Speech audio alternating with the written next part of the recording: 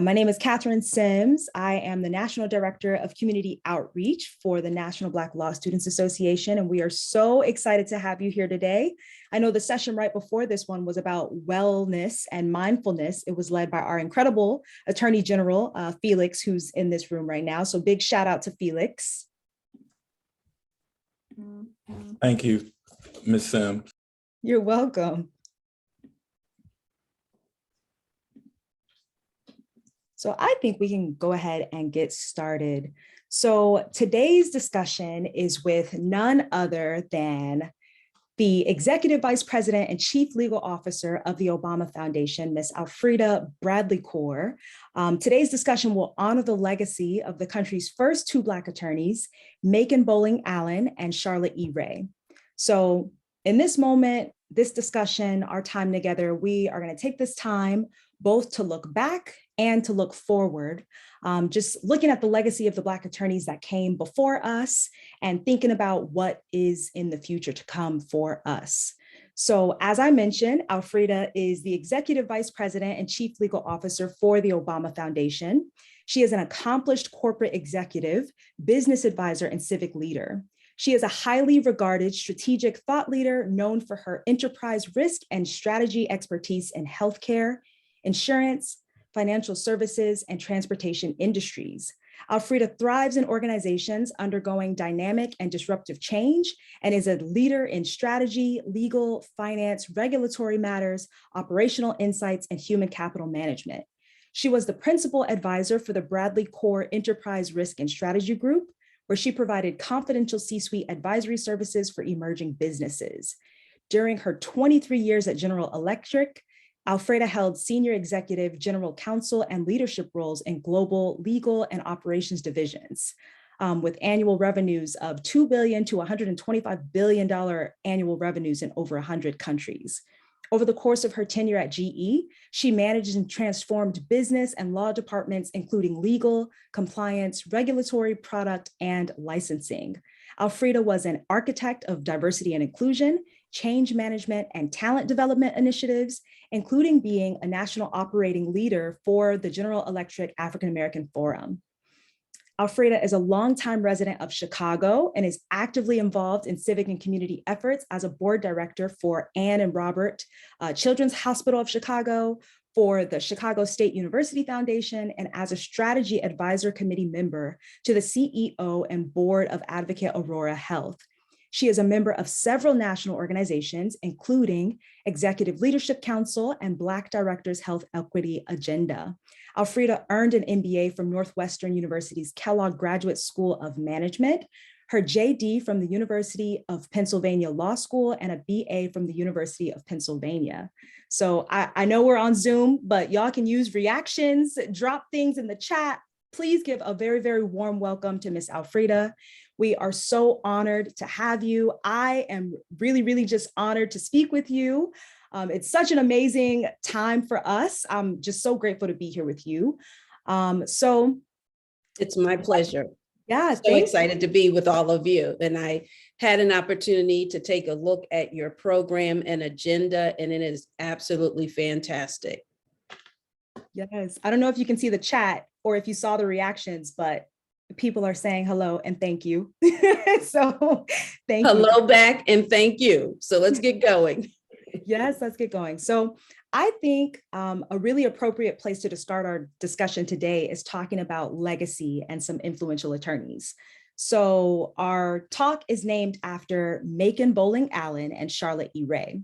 So if you don't know those names, I hope someone is taking notes and writing this down. Please make note, every name that's dropped today, make note of it, go learn about them, go read about them, go follow them. But those are the first two, the most important two that this lecture is named after. So that's the first starting place. The next thing I want to point out is that Alfreda, you are the Chief Legal Officer for the Obama Foundation. Yes. Michelle and Barack Obama are two of the most influential Black attorneys of our lifetimes, the two of the most influential of all time, really. Yes. So starting there, you know, I want to name drop and bring some other names into the space as well, just attorneys that have personally influenced me. One of them, a lot of you might be familiar with. I think she's one of the greatest of all time. Her name is Evangeline Mitchell. She is constantly creating space for Black attorneys and Black law students, creating pipelines for us. Some other ones that I'm going to name drop. And again, matter of fact, can somebody drop these names in the chat as we're mentioning them? So I said Evangeline Mitchell. Go follow her on all her social media, add her on LinkedIn, support, engage with her, all of that. Some other ones that I want to just name drop are Kimberly Crenshaw, who is doing amazing work with the African American Policy Forum, which is actually in New York. Michelle Alexander, some of you might be familiar with her book, Mass Incarceration, the New Jim Crow. Sherilyn Ifill is another one. She was a former head of the NAACP Legal Defense Fund, which is now being taken over by Janai Nelson. Gonna drop that name in there too. Janai Nelson is another one. Janai Nelson happens to be a former law clerk of my husband. So a real shout out to Janai. Yes, absolutely. Brian Stevenson is another one. And then the last one that I'll just mention in here, who a lot of y'all have probably seen him all over the news. And he's actually joining us tonight for a fireside chat, Ben Crump. Absolutely. So I know I dropped a lot of names, but now I would love to hear from you. Who are some of the Black attorneys that influenced you on your journey and even now today? Well, you took all my names. So first and foremost, it's every single person that you have mentioned, starting with the President and First Lady, who show in so many ways how you can do incredible things with a law degree. It's not just the traditional ways of using the law degree. But let's start with, again, the names for this particular lecture. Macon Allen and Charlotte Ray. None of us would be here without them. And so definitely big influencers from my perspective. I'd say kind of getting a little closer to home, Thurgood Marshall and Constance Baker Motley. I have, followed them forever. They too are people who have made a difference in our lives and one of the reasons why we're here today. While I was at Penn, I had some incredible African-American law professors. There weren't a ton of them, but they were there. And so I want to give a shout out to my law professors, Ralph Smith, Regina Austin, Justice Leon Higginbotham, who taught us race and activism courses at Penn. And then I'd say closer to home, one of the most popular people for me who has been an influencer in my life has been Judge Ann Williams. She is currently at a firm, Jones Day, but prior to that, she was on the Seventh Circuit Court of Appeals and had been on the federal bench forever.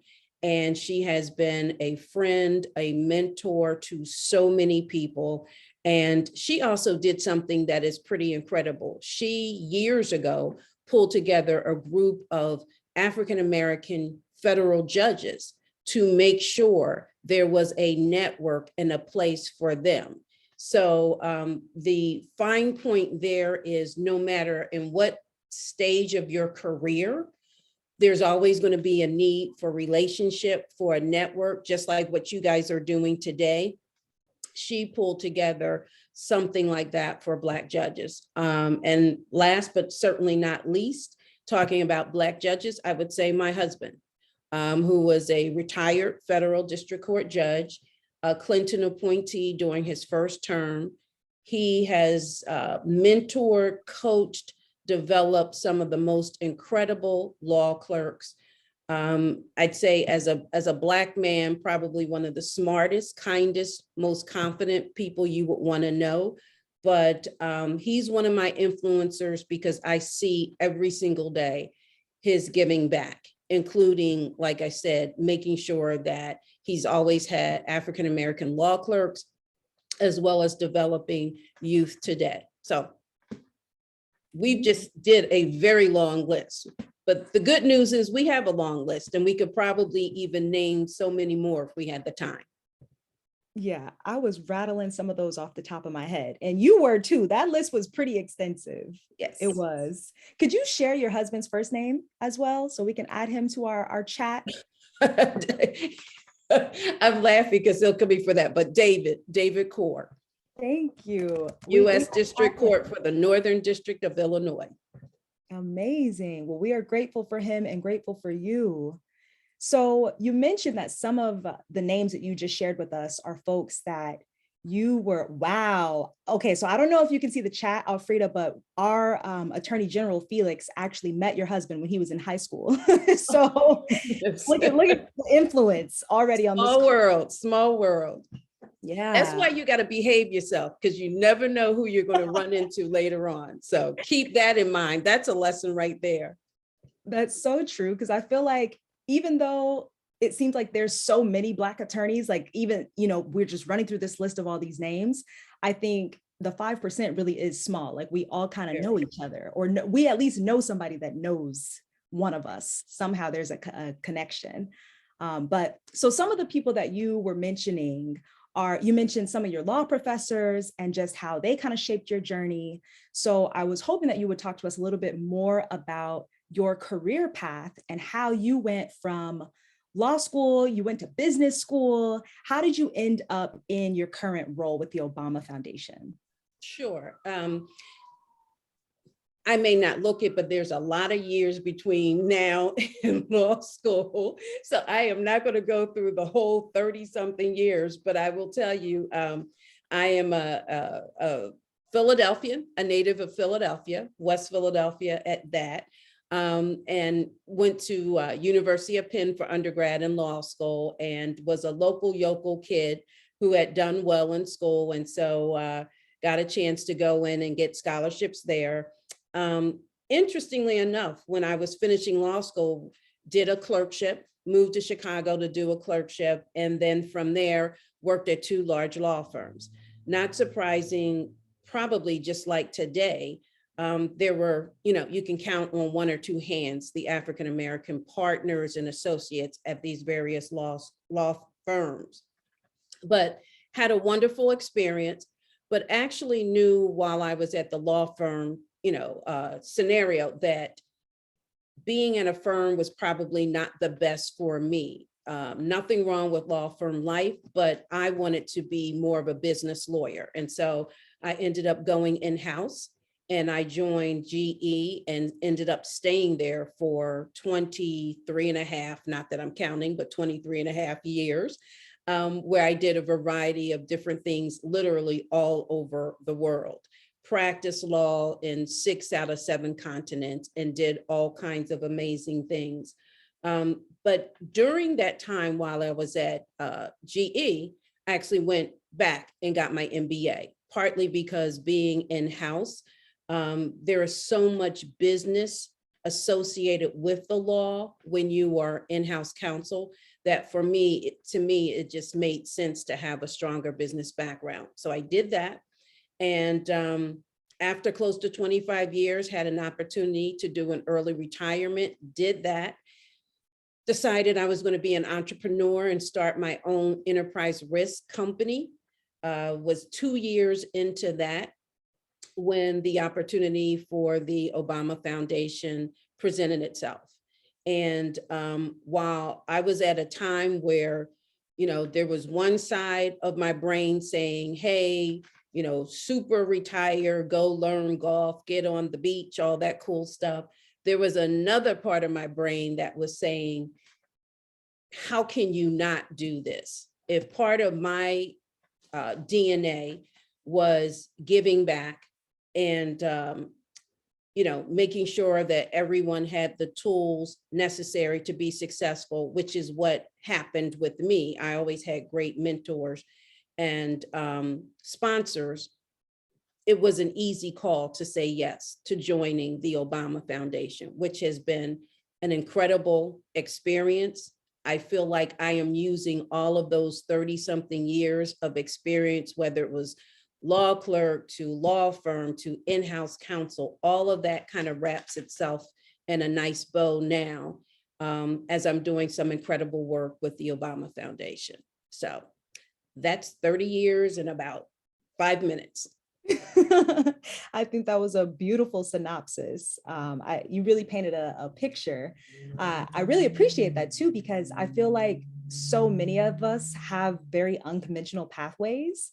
And I think yours also is a very unconventional pathway.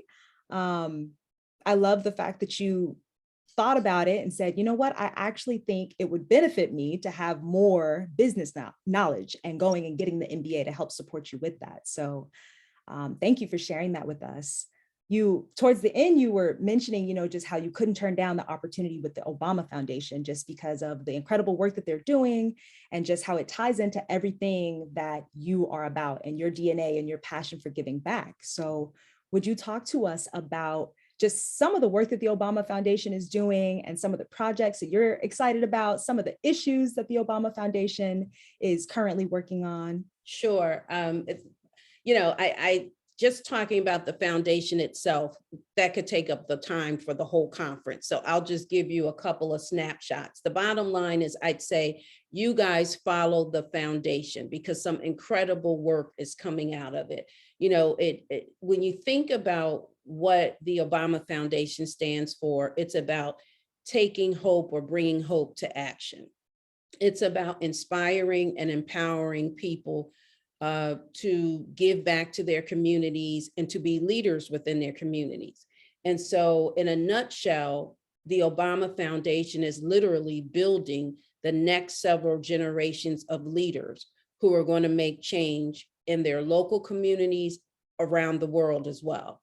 You have everything from Girls Opportunity Alliance, which includes women leaders from across the globe, doing some incredible things, whether it's in Africa or China and everywhere in between.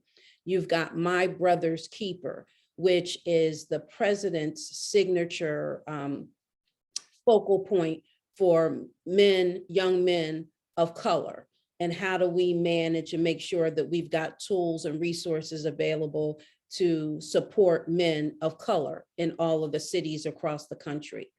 In addition to Girls Opportunity Alliance or leadership programs or My Brother's Keeper, there's this thing called the Presidential Museum that is actually being built. We're about 3.5 years away. Today, for the first time ever, I'm learning construction law because I have to. But one of the coolest things about the role is with the museum being built, it's not a museum that simply is about the president and the first lady. There's a floor that focuses on them, but the idea was really to honor all of those people before the president and the first lady. And so the museum is going to be as much a history museum. It's going to focus on all kinds of things that focus on leadership and development. You'll see the cool first ladies' dresses, but beyond that, you'll really see so much more about history and giving people the lessons. It's going to be digitized as well, so that people who are unable to attend in person will be able to visit the museum, digitally. And it's not going to be just a museum. It is a campus, which will have everything from a garden to a space for young children, to a public library, a sports center. It is on the south side of Chicago, and it is giving back to a location that has done such incredible things for so many of us. And we want to make sure we are giving back to that community. So in addition to all of that stuff, there's some incredible economic benefits that are going to take place in the south side of Chicago because of the center. So in a nutshell, that's all the cool things that are happening, which is one of the reasons why I couldn't go and try to play golf, but I had to now learn how to, do construction law, because when you think about solving for the next generations of leaders, how can you say no? Yeah, thank you so much for that. You gave us a lot. Now I'm like, okay, I have to keep my eye out. Is there a website where we can follow the progress of the Presidential Museum? There is, and I'm going to have one of my cohorts, who I believe is in the program here, drop that in. So yes, there is. Thank you. Yeah, I would love to see that, because so I'm from North Texas, and at SMU, Southern Methodist University, they have the George Bush Presidential Library there. And it's kind of like exactly what you were describing, like, oh, it'll have some of the first lady's dresses. And it has like, this is a necklace that was given by the ambassador or the prime minister in, name whatever country, which all of that is neat and cool too. But I really appreciate the fact that this is going a lot further and tying in the history and actually something that's useful for the community rather than just like a shrine to, the time in office. So I really look forward to seeing and learning more about that. Yeah, useful for the community, but also honoring all of those who came before us. So, yeah.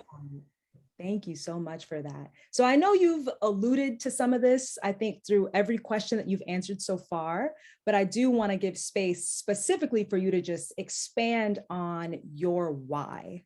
What is your passion and what really keeps you motivated every single day?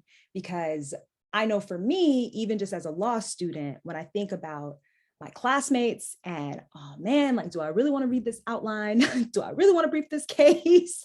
Do I really want to go to those office hours? Do I really want to do? And the answer is yes, yes, yes, or should be yes, yes, yes. Yes, it should be, but it's not always. If I'm being honest, it's definitely not always. But yeah, like I would love to hear just some of your why and even some of the things that you do to keep yourself motivated. If you have, coping mechanisms and things like that that you use along the way to keep, yourself grounded and reminded of why you do what you do. Sure. It's a great question, and it's one that I remind myself of on a regular basis. My why actually starts with all of you. Part of my why is literally building the next generation of leaders that look like us. It is because in a lot of ways, coming from rather meager beginnings, going to an Ivy League law school and doing all kinds of things and traveling across the world and all of those things wasn't necessarily in my blueprint. But it was because of others who, some looked like me, many didn't, but they reached out and said, hey, you've got potential, or you've got something going for you, and I want to be able to help develop that. I had that experience, and I have never forgotten that. And so from my perspective, part of my why has been, I want to see people that look like me and you continue to do some phenomenal things. And phenomenal things doesn't necessarily mean you got to be at some big foundation or be at a big school. It could be, dealing with gun violence in your neighborhood, or making sure that your neighbor down the street who's older gets a chance to have food.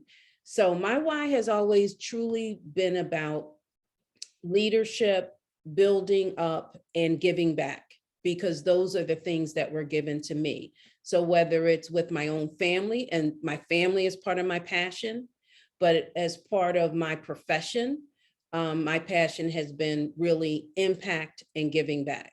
So I'd say it starts with all of you, which is why I'm spending a Friday afternoon hanging out with all of you guys. You could be playing golf, but you're here with us. Learning to play golf. Well, I've been threatening to do that for like 20 something years, and it's never happened. So I think I'm going to kind of give that up, but whatever. I mean, there's always time, you in Chicago, so I know it's cold, but eventually it'll warm up and you'll have time. Here's one of the lessons. Time, there's always time, but time is also limited. So you got to think about what is the highest and best use of your time.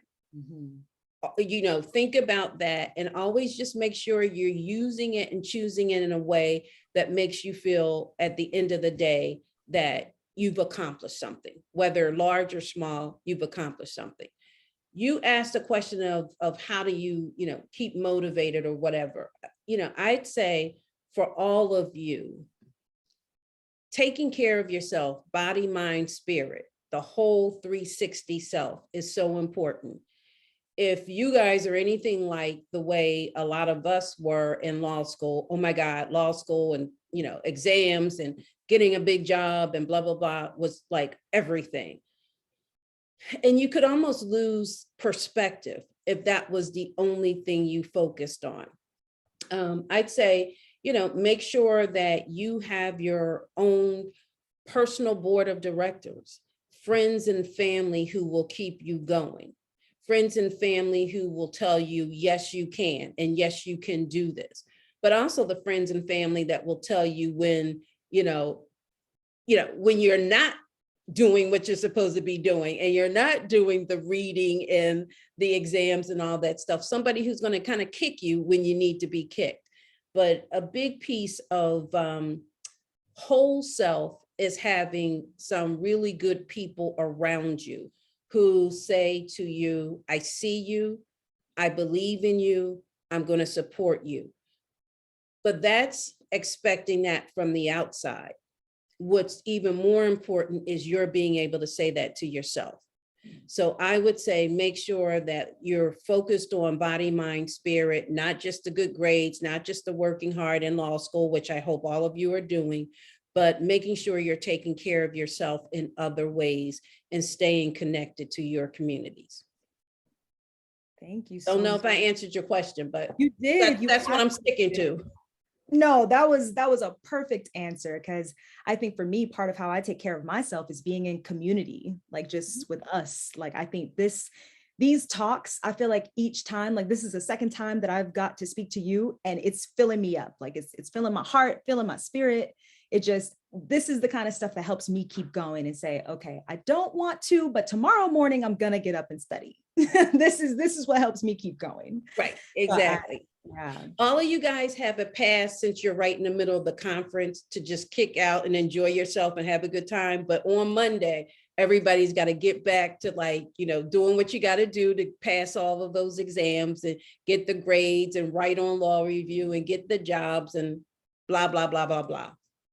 Yes, I appreciate that accountability. But you know what? I will shamelessly plug this. On Monday, a lot of us will be convening in DC with Demand Justice. We're trying to urge the confirmation of Judge Ketanji Brown Jackson. So yeah, I see Madam Chair, I see your video pop back on. Feel free to jump in and say a word about it. Absolutely. And I think this is such a phenomenal conversation. And, even with the law review, like, for example, I'm the inaugural chief diversity editor of my law review, and thinking about what the opportunities we can provide for Black law students and how do we get them opportunities with understanding that we are in an elitist industry. So how do we break those barriers and get us through and lift as we climb, right? So I think this entire conversation focuses on all of that. And speaking of lifting as we climb, like also demonstrating to our entire community, but especially Black women, that we have their back. And so with going to Washington, D.C. on Monday as the start of the confirmation hearings and being able to show Judge Jackson that we got her back by just coming up in droves, and thankfully we've had the opportunity to bring Black students from all across the nation to DC on Monday in order to be present, be there, and really rally our senators to confirm Judge Jackson. We've also been circulating a letter of support for Judge Jackson that we've done from the moment she was nominated, and continuing to push that. And so just being intentional with our speech, being intentional with our actions, but also showing up and speaking out. And, I think, again, acting in the legacy of who this entire lecture is named after, and even after yourself, of all the amazing work that you've done and how inspirational you've been. Well, thank you for that. Showing up and showing out is always so important, whether it's in DC, whether it's in your law school, whether it's, participating in law review or some of the other organizations. My point for all of you is, just like you're showing out in Washington, show out for yourself while you're in law school. Take advantage of all the opportunities that are there. Don't let others tell you that, this particular internship or X, Y, and Z isn't for you. Yes, it is. So, Catherine, I'm going to give you grace and say, okay, Monday, you don't have to put your head down and go back to studying. So now it'll be Tuesday or Wednesday, but you got the point. The point is, all of you, you're there, you're in law school. So make it work for you. And that includes working very hard, being prepared, having to be doubly and triply prepared. And we've all had those conversations about whether it's fair or not that we've got to work harder and blah, blah, blah. Well, it is what it is. So many of you, if not most of you, aren't in your law school chair without there being the sacrifices of so many people. So if you're in the chair, make that chair count. Work hard, be bold, take on new opportunities, take on risk, show up and show out. Great to do it for others, but also make sure you're doing it for yourself. Yes, thank you. You've given us so much. We only have about 25 minutes left. So I do want to pause us at this time and just open it up for folks to drop questions, comments, thoughts, reflections, all of that into the chat. I will funnel some of those questions to Alfreda, but please, we would love to hear from you. As folks are doing that and thinking about their questions, I kind of want to shift towards asking about some things that we kind of have touched on, but maybe not as much. Because I feel like the first part of the conversation was really, just inspirational and about the why and how to keep going and leaders that we can model ourselves after and all these things. The second half of the conversation, I kind of would like to move towards talking about just some of the challenges that we face. And you were kind of taking us there here towards the end, having to study twice as hard and work twice as hard. And again, y'all feel free to drop your questions in the chat because we will make sure that we create space and time to get to them. But the next question that I have for you is, what are some of the challenges that you yourself have faced as a Black woman attorney, and how did you overcome them? Wow. I mean, again, I can give you examples and I'll give you a few, but the bottom line is they're no different than what many of you have probably already faced as a Black law student or a Black pre-law student. I mean, it's the whole notion of there are times society or others will question whether you belong, whether you should be in the room, whether you deserve the right to be in the room. That happens all the time. And frankly, with the skin that we're in, that's going to continue to happen. The key is not to let that get in the way. The key is for every person who doubts that you belong in the room, you show yourself, you prove to yourself and you prove to others that not only do I belong in the room, but I'm going to run things that are in the room. And at some point, oh, by the way, entrepreneurship, Black businesses, we're going to own the room from time to time.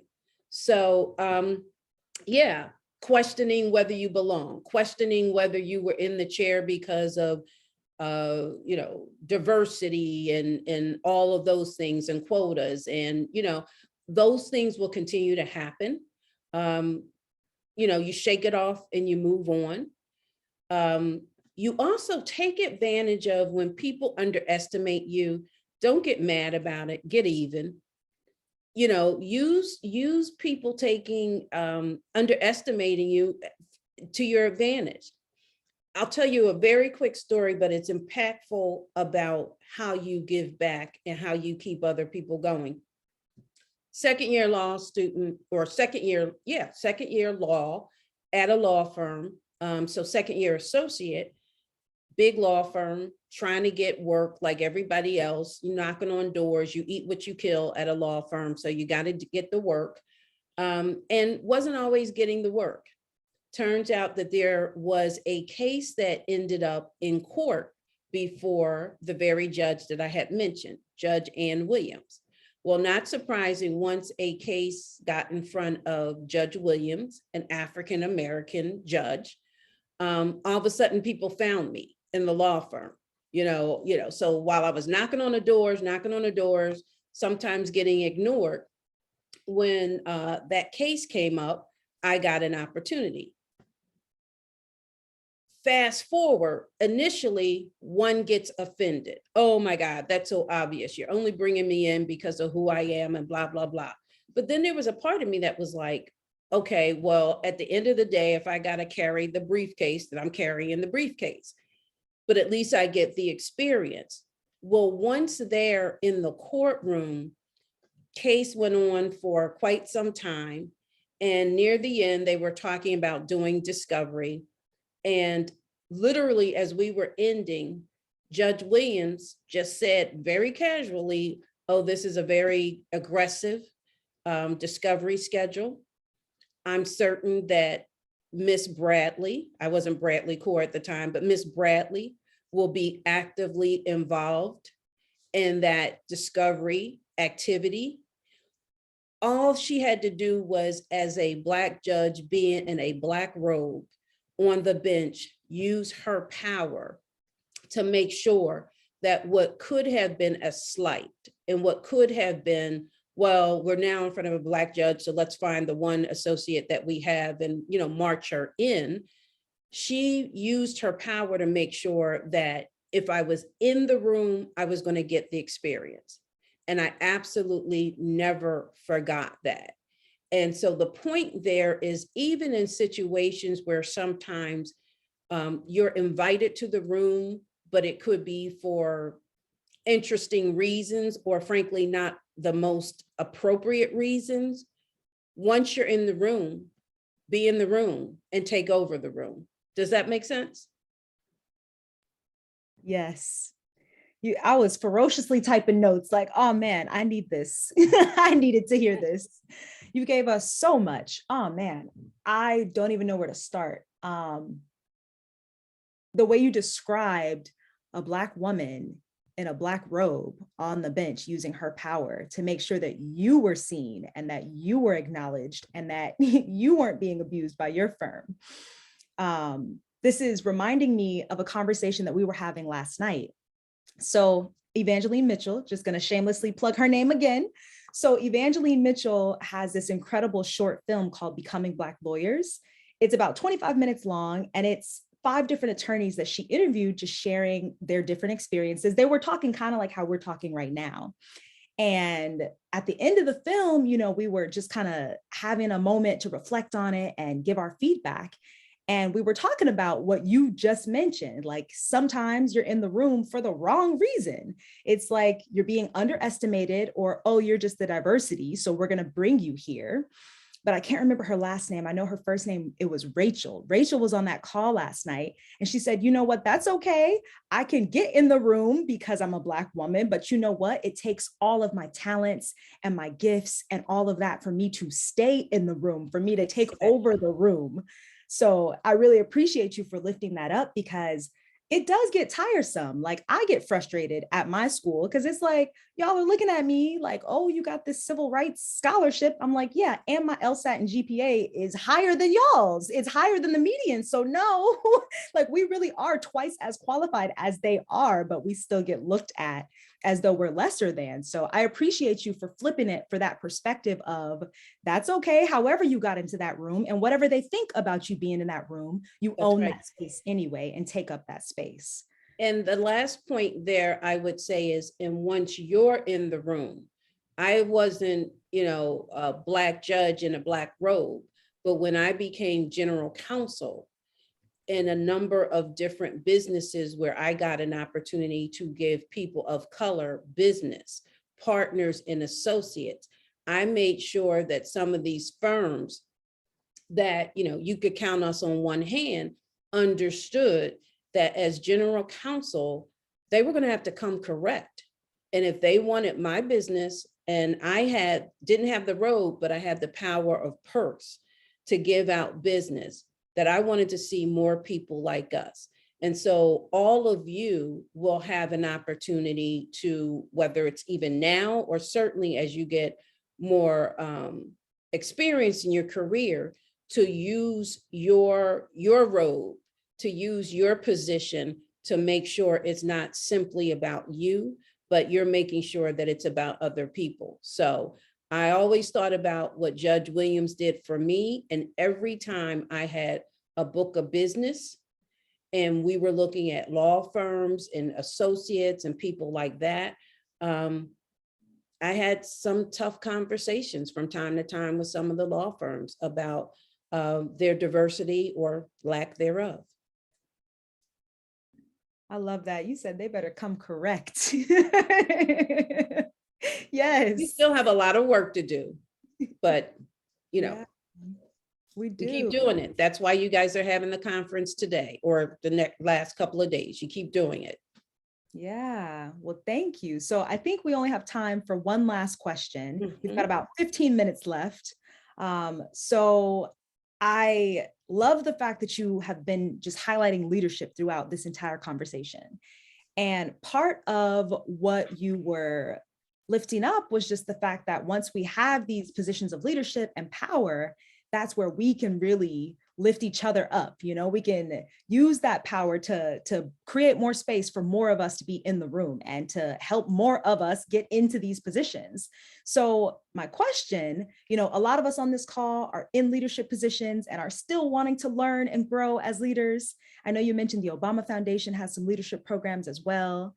But my question for you is, what are some suggestions for how we can prepare ourselves as Black law students, you know, even as young Black attorneys, to take more leadership roles now and just throughout the longevity of our careers?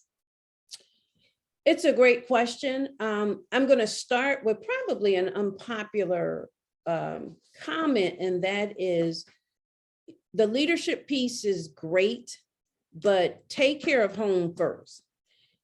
Get out of school, get the grades, do the work. There are times where sometimes you may give to others and you're not necessarily taking care of yourself. And then that's not necessarily the best leadership either. But whether you're in law school or out and as a practicing attorney, use your talents to fill in holes. Whether it's in communities or society or even the place where you're working, there will be gaps. There are holes. There are things that aren't working that people tend to shy away from because it's hard. If nothing else, we have a history of doing the hard work. So I would say kind of hand in hand with leadership is taking risk and raising your hand for the hard work.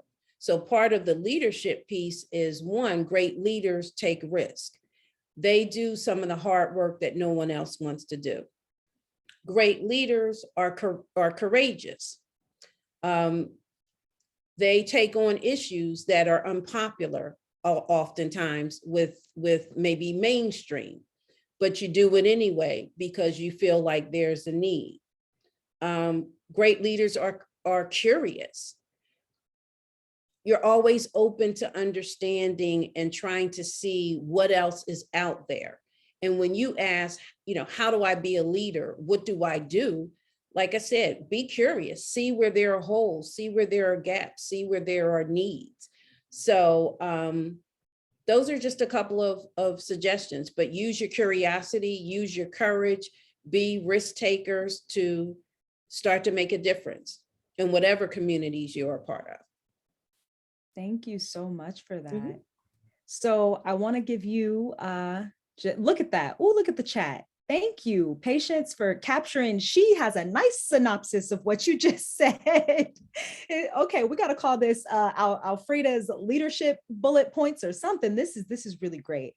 I really appreciate y'all for keeping notes for us in the chat, because we can definitely, of course, we have the recording, but we can also keep a record of the chat as well, where we dropped all these gems. So thank you for those of y'all that have been helping us keep track of all this.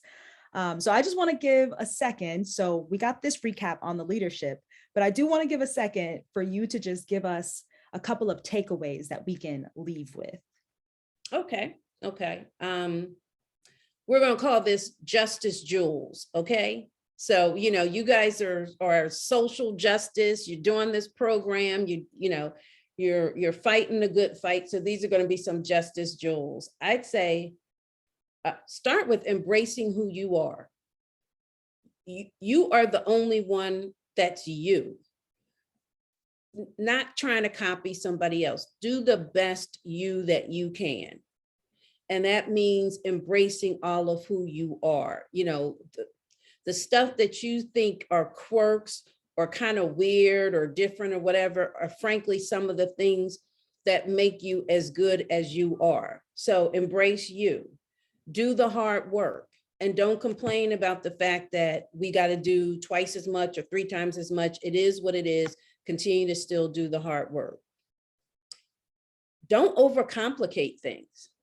A lot of the biggest issues, or many of the biggest issues that we see, whether it's in our society or communities or whatever, are hard, but they're not really complicated. We've just overcomplicated things. So when you guys are, maybe when you're in law school and you're thinking about how hard something is, or it feels like it's too amorphous or whatever, kind of break it down into its smallest pieces and really get back to just simplifying things. Use your imagination. I talked about being curious, but also be innovative. Use your imagination. Folks like us have incredible imaginations because sometimes we have to use them just to disappear when things kind of get crazy. But use those use your imagination to figure out how do you solve not only your problems, but your community's problems. Use your voice. Don't shy away from your voice and using it not just for yourself, but for other people. And frankly, for the ones who feel voiceless, that's where all of you can really make a difference. Let me see. Talked about taking risks, know that you belong in the room. And I'm not sure, I think it might have been Shirley Chisholm. I could get it wrong, so I apologize if I do. But there was a Black woman leader who said, if you're not invited in the room, but you're in the room and they don't have a chair for you or a seat at the table, you bring your own folding chair. So make sure that you use your voice. And then I'd say lastly, don't forget that there are so many other people who need what you are doing and who need you. So whether it's exam time or, interview time or writing for law review or fill in the blanks, all those times where it seems really challenging to be in law school, know that there are so many other people who need you to be exactly where you are and use that as the fuel to keep you going. So that's some Justice Jewels. Thank you so much. Y'all, give wherever you are, give her a virtual round of applause. Thank you so, so much. I can't wait to go back and watch this recording for myself. I think this was so wonderful. We're just so grateful for you and for your time. Oh yeah, I don't know if you can see the chat, all the applause in the chat, but thank you. Thank you so, so much. So I know we've got to hop off of this room so that folks can get to the next session, which I believe the next session that's starting right after this one is the Labor and Employment Panel by Perkins Coie, which is going to be moderated by Alicia Bergen, the partner at Perkins Coie. And I think after that, we've got a session on Big Law 101, who Stephanie Sabino, who I see is in this room, is moderating that panel. And then, of course, we've got 2 more in the evening. We've got the private equity panel that's going to be facilitated by our conference director, Bami. And after that, we are going to have our fireside chat with Ben Crump. So I hope that all of you have the opportunity to jump into some of these calls later. And Alfreda, I shared that link with you as well. So you're more than welcome to join in. Sure. Absolutely. Yes. This is a phenomenal, phenomenal conference. I'm so proud and of all of you, delighted for you. Literally, the agenda is amazing. So take advantage of it all. And thank you for having me. It was my pleasure. Yes, thank you so much. Great. Thank you. Bye, guys. Bye.